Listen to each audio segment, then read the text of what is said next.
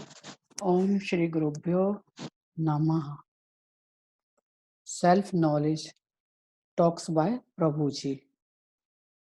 प्रश्न है कि सेल्फ नॉलेज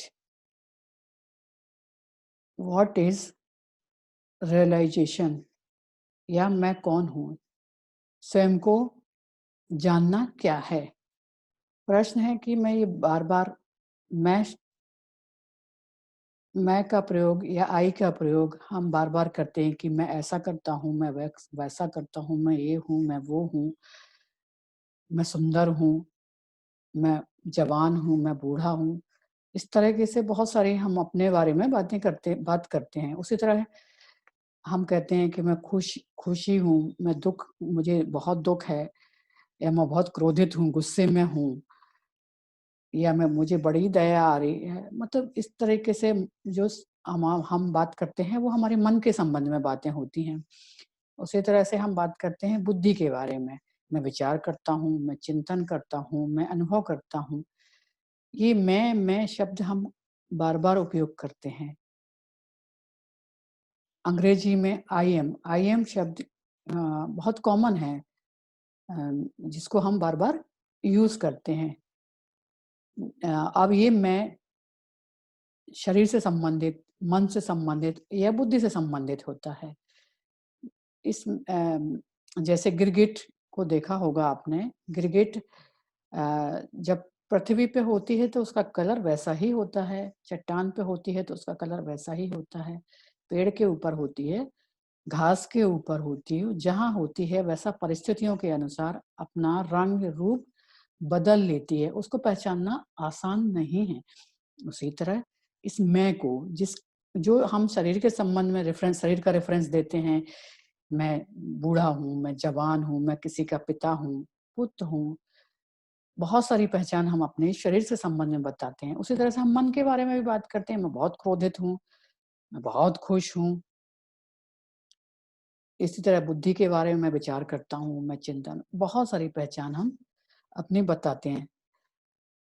रमन महर्षि के पास कोई जाता और उनसे कोई प्रश्न पूछता जब, तो महर्षि उल्टा उस व्यक्ति से ही प्रश्न करते कि बताओ, ये प्रश्न पूछने वाला तुम्हारा शरीर है, तुम्हारा मन है, या तुम्हारी बुद्धि है? बताओ, ये प्रश्न कौन पूछ रहा है?